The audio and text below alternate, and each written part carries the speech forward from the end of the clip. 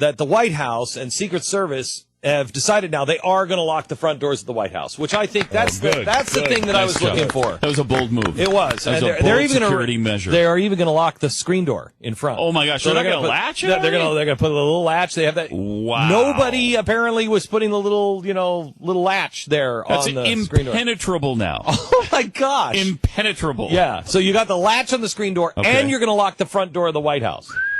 So they're done. There is there's a book out called The First Family Detail by Ronald Kessler, New York Times bestselling author of In the President's Secret Service, and he talks a little bit about some of the crazy things that the Secret Service is going through right now. I don't know how this president is even deemed safe, quite honestly. And Ron is on the phone with us now. Hi, Ron. How are you, sir? Hey, great to be with you. Good. Do you prefer to be called Ron or Ronald?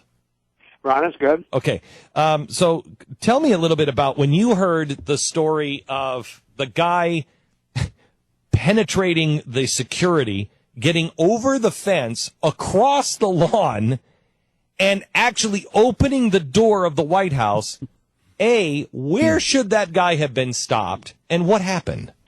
Well, first he should have been stopped by uniformed officers who would unleash dogs to attack him and bring him down. And obviously the uniformed officers were either literally asleep, which happens, or were not paying attention. But failing that, they should have taken him out because by definition he was a threat to the president. The president had just left the White House, but he could have returned. If you wait to find out if he has concealed weapons of mass destruction or a concealed bomb, it would be too late. He would blow up the White House. You can't wait to kill him, until he's blown up the White House. So this is part of, a much larger problem in the Secret Service. And I think the fact that the Secret Service issued this statement saying that the officers exercised restraint tells you a whole lot, because they are so arrogant that they think they can get away with saying something like that, actually seeming to praise what their own people did. I can tell you that very senior FBI officials. Hold on, Ron. Hold on. I gotta.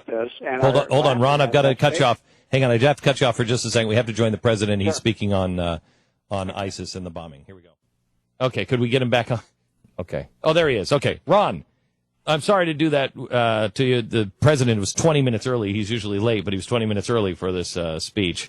Can I ask you a question? With the threat of ISIS, what we know, what they say, they're going to fly the black flag, et cetera, et cetera.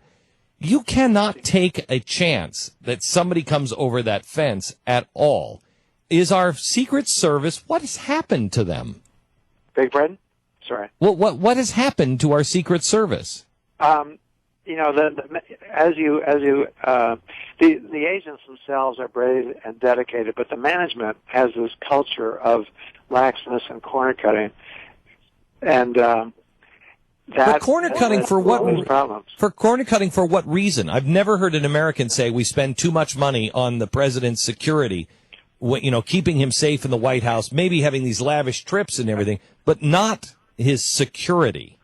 No, it makes no sense. But it's like any scandal. You can't figure it out. You can't believe that it could be so bad. And yet, when you have a culture of covering up and this attitude that they have of we make do with less, that's what happens. Now, we've seen a lot of public indications of this. The fact that the Salahis were allowed to crash the state dinner at the White House. How did that happen? You talk about it in your book. How did the Salahis get in? What happened? The uniformed officers at the White House gate simply ignored the fact that they were not on the guest list and let them in. And why would they do that? I'll tell you one anecdote that suggests the reason, and that is when Mary Cheney, Dick Cheney's daughter, was under protection, she tried to get her agents to take her friends to restaurants, and they refused, as they should. They're not taxi drivers. But she threw a fit and got her detail leader removed over this. So what message does that send to the uniformed officers at the White House gate? It tells them, gee, if we turn away this glamorous couple, it turns out they were supposed to be on the guest list, and it was an error. Our own management may not support us, so let's just let them in. that's the kind of spineless attitude that the management has, which contributes to all these problems. So let me put you on the spot here with that very thing. Historically, Abraham Lincoln is giving a speech, and Frederick Douglass is turned back by the security and by the White House staff. There was no Secret Service at the time, but they won't let him in because you're not a friend of Abraham Lincoln. How could you possibly be a friend of Abraham Lincoln? You're black. So what happens is he actually climbs through a window, and I think it's in the, what is that dining room called? The West Room or East Room or whatever it is. He climbs through a window, and Abraham Lincoln is giving a speech, and there's a clamor by the window, and they start to go and grab him and take him out. And he's like, whoa, whoa, whoa, Frederick, how are you? And he's like, hey, they wouldn't believe me that I was your friend. I had to come through the window. So he actually came through the window. So it's kind of the same thing to where, would we have let Frederick Douglass, come into the White House? What rules do you have that make sure that, the president is protected, but also the right people are getting around the president?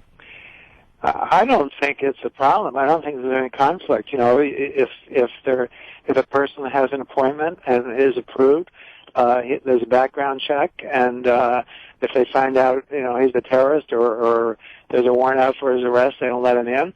But otherwise, they let him in, and everything's fine. It's just like airline security. I think we all want to go through metal detectors, and yet the Secret Service cuts corners there. They will, under pressure from White House staffs or campaign staffs, let people into events without magnetometer or metal detection screening. When there's a line outside, they haven't been screened, the Secret Service hasn't provided enough magnetometers, and the pressure is applied, and sure enough, the management says, let them in. And any individual or 5 terrorists, for that matter, could come in with grenades and take out the president.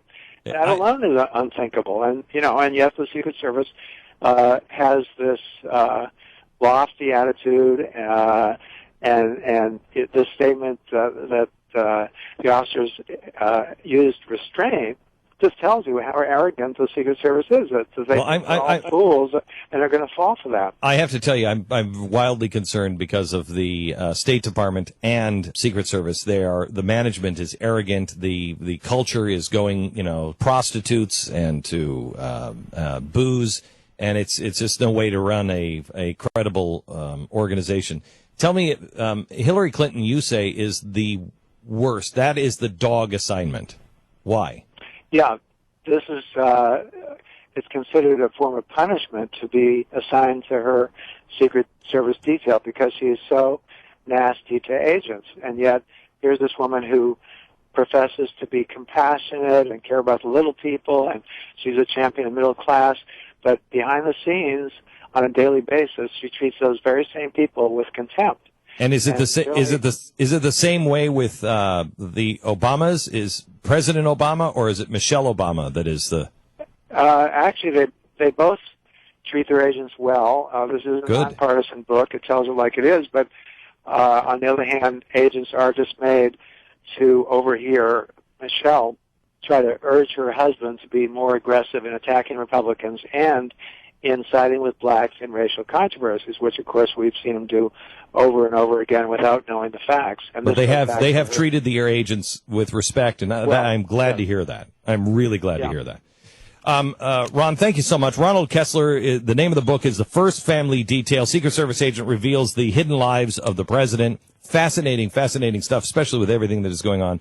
Ron, thanks so much for your time. Sponsor this half hour is